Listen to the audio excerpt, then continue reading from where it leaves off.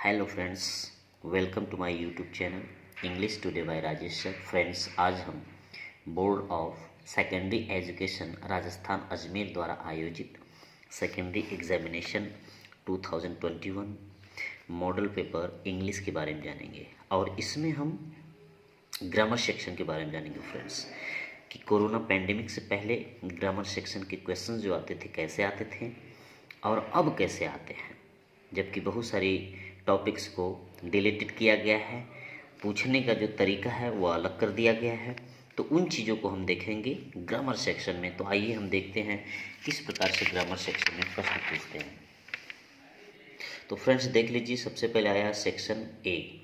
Section A देखिए, यहाँ से स्टार्ट होता है, choose the correct alternative and write the answer in your answer book. ठीक है, 1 2 3 4 5। पहले कितना देता था?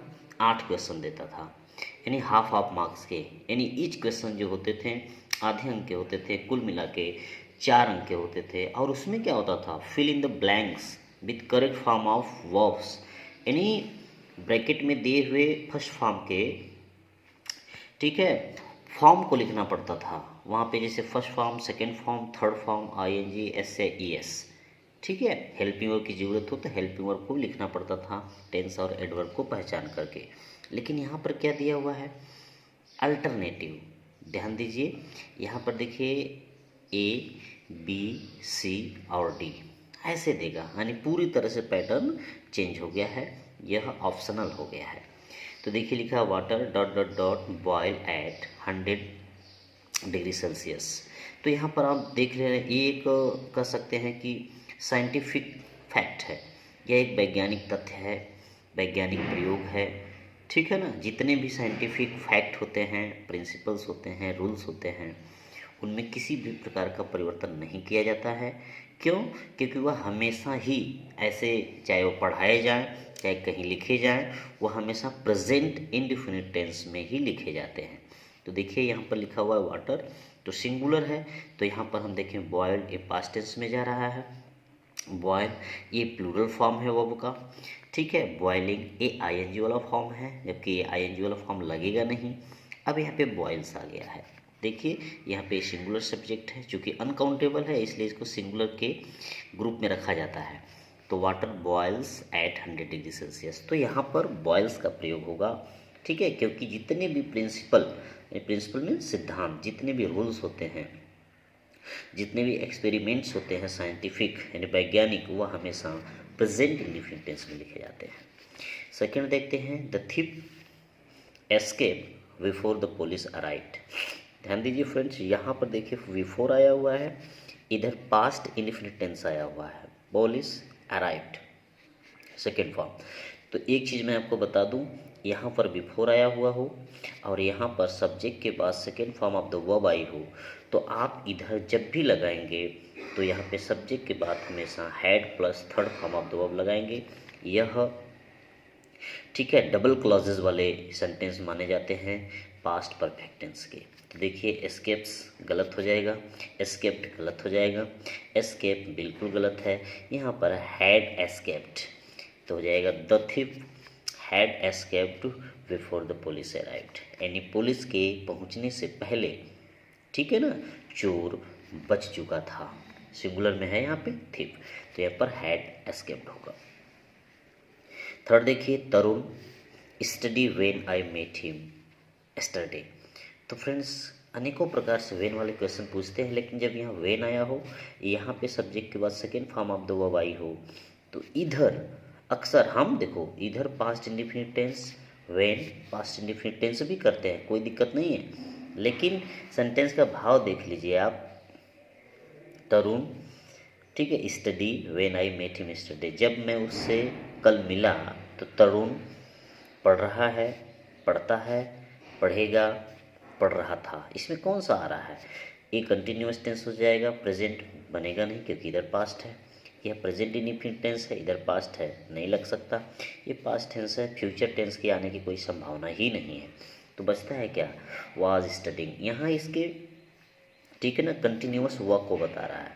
कहने का मतलब यह काम बाद में हुआ है, यह काम पहले हुआ था, यानी जब मैं उससे कल मिला तो तरुण पढ़ रहा था, अर्थात पहले ही पढ़ रहा था। यह कार्य, जब एक कार्य पहले से ही भूतकाल में शुरू हो और उसी दरमियान दूसरा कार्य प्रारंभ हो जाए, ठीक है, तो पहले कार्य के लिए पास्ट कंटिन्यूअस टेंस का प्रयोग और दूसरे कार्य के लिए पास्ट इंडेफिनिट टेंस का प्रयोग करते हैं।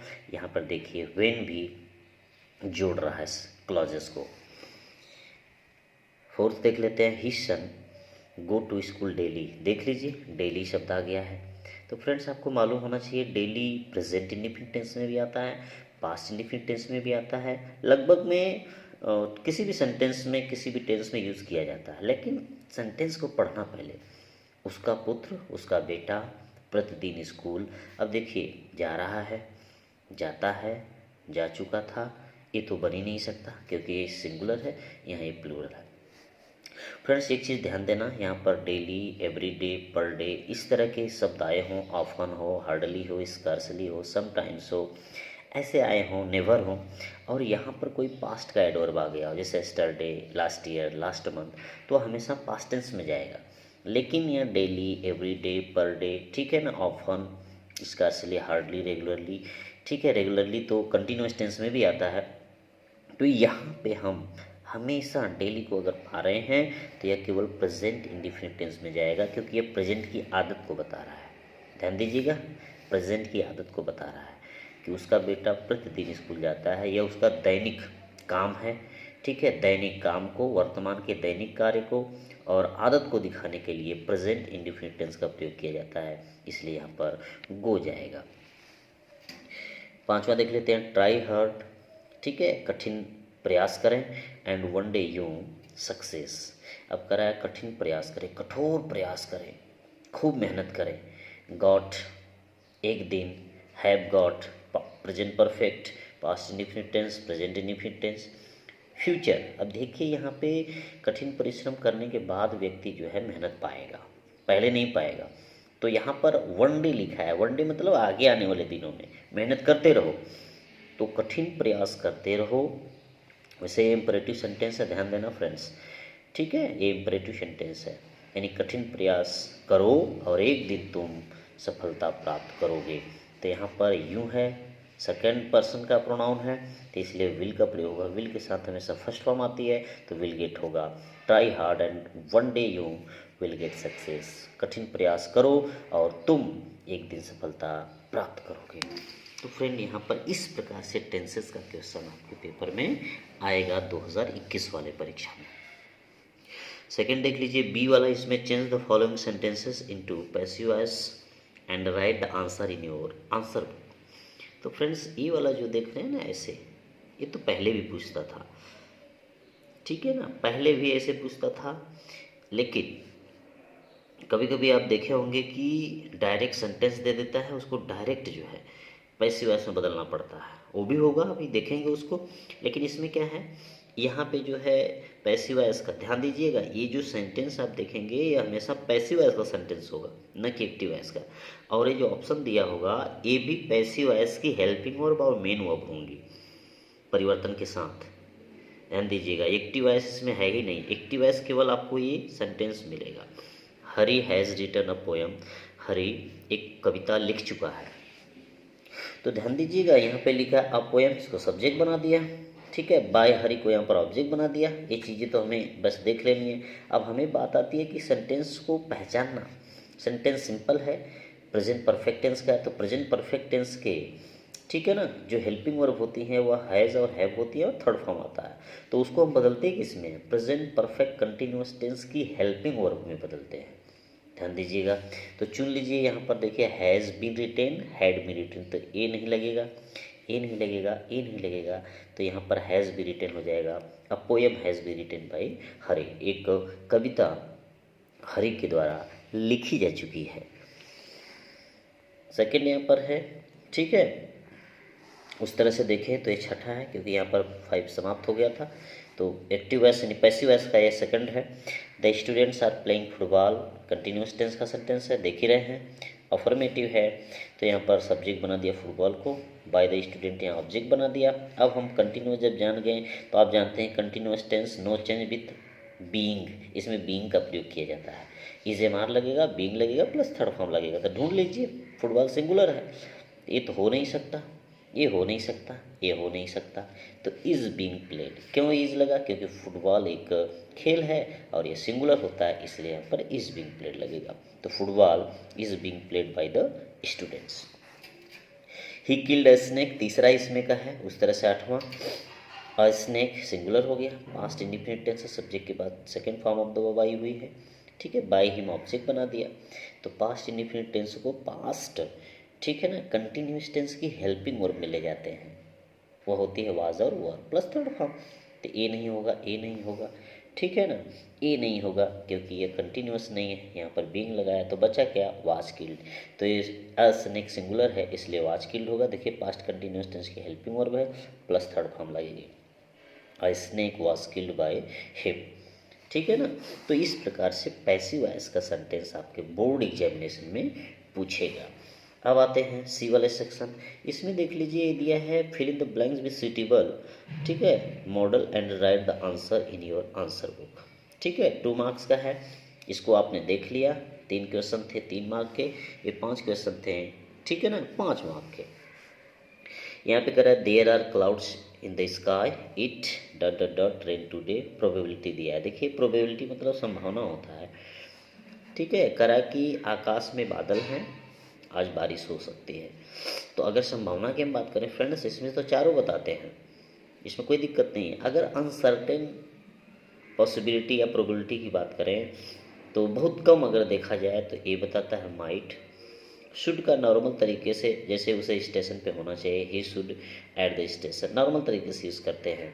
मस्ट का प्रयोग बहुत ज़्यादा संभावना अगर हो, बहुत ज़्यादा, सबसे ज़्यादा, तो वहाँ पर मस्ट का।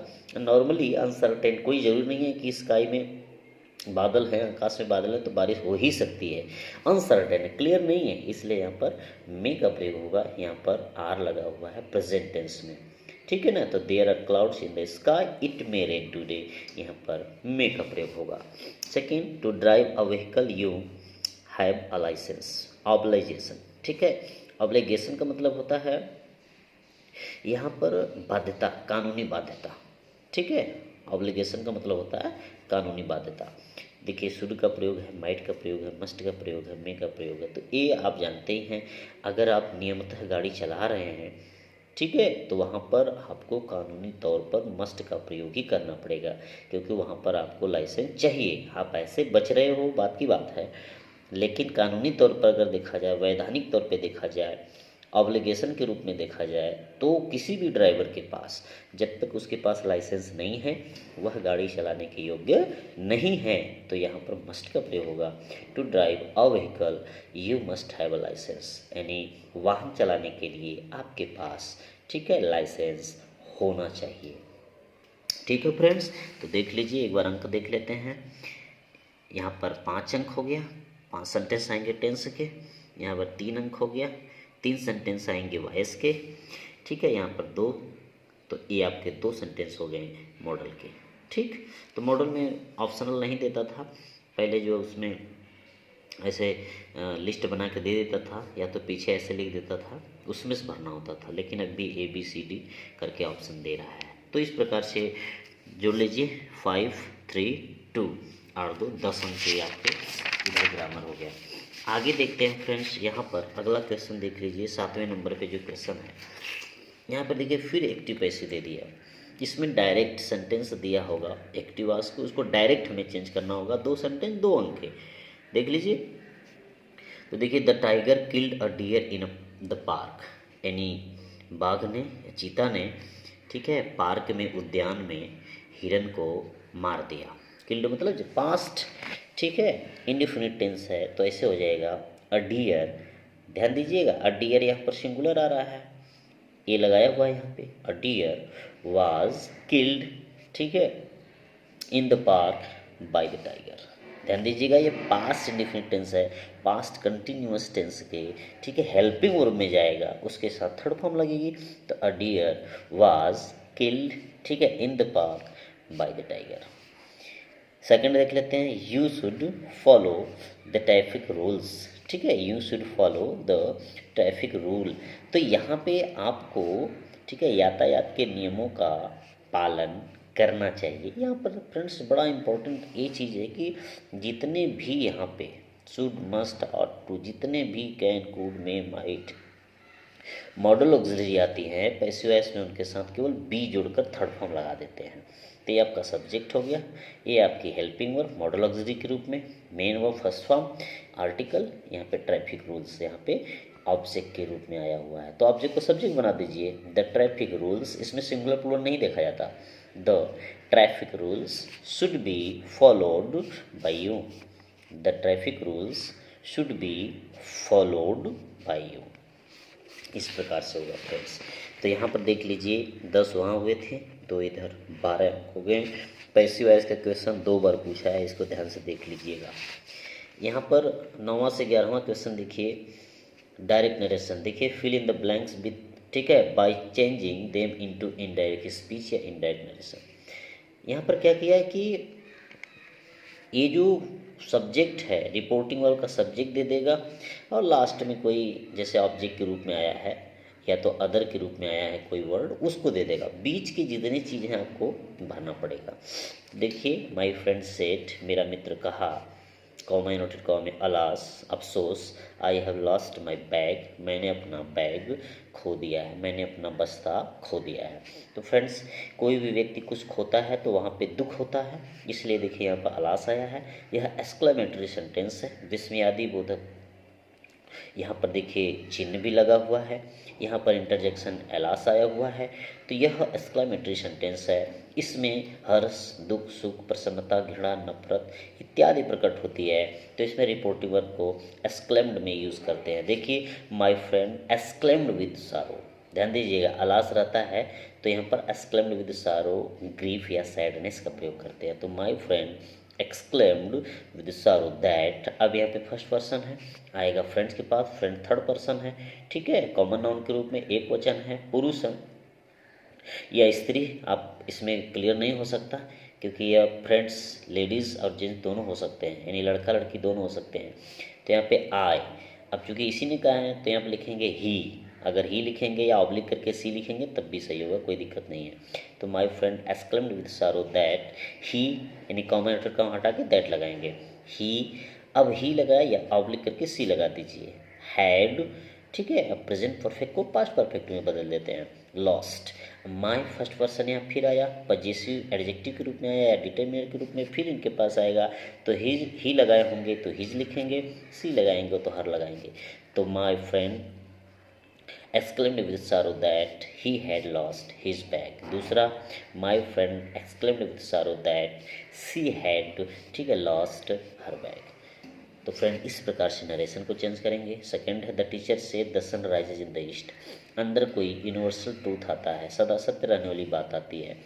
तो रिपोर्टेड स्पीच के अंदर का टेंस जो होता है कभी नहीं बदला जाता है, ठीक है। तो ये सही बात है, सूर्य पूर्व में उगता है, यह एक शाश्वत सत्य है, ये कभी झुठलाया नहीं जा सकता, इसमें हम परिवर्तन नहीं कर सकते। तो द टीचर से इम्परेटिव देख लीजिए, इम्परेटिव, एक्सक्लेमेटरी, ऑप्टेटिव, असर्टिव और इंट्रोगेटिव, ये पांचों सेंटेंस को पहचानना पड़ता है। तो ये सिंपल सेंटेंस है असर्टिव का। तो यहाँ पर देख लीजिए द टीचर, सेट का सेट रहेगा, सेट दैट, इसको स्मॉल से कर दीजिए, the sun rises in the east, full stop, ठीक है। इसको केवल स्मॉल से करना है टी को, बाकी वही लिखना है क्योंकि ये यूनिवर्सल ट्रूथ है। आगे देखिए फ्रेंड्स 11वां है the doctor said to the patient, doctor ने, ठीक है ना, रोगी से कहा टेक कंप्लीट रेस्ट, यानी पूर्ण आराम करें, पूर्ण विश्राम करें या लें।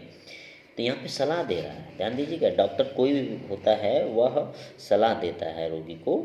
तो यहाँ पर इम्परेटिव सेंटेंस है, मेन वर्ब से शुरू भी हुआ है, तो हम क्या करेंगे, द डॉक्टर एडवाइज्ड, यहाँ जो सेड टू आया इसको एडवाइस में बदल देंगे। अब एडवाइस में क्यों बदले, ये इम्परेटिव सेंटेंस है, इम्परेटिव सेंटेंस में भाव आते हैं जैसे एडवाइस, ठीक है, ऑर्डर, ठीक है, रिक्वेस्टेड, फिर उसके बाद प्रेड, वार्ड, इस प्रकार के जो उसमें सेंस आते हैं, उन सेंस के आधार पे हम यहाँ पे रिपोर्टिंग वर्ब जो होती है उसको बदल देते हैं। चूँकि पास्ट टेंस में है तो डॉक्टर एडवाइज्ड, ठीक है, द पेशेंट, टू को हटा देंगे, एडवाइस के साथ टू नहीं लगता।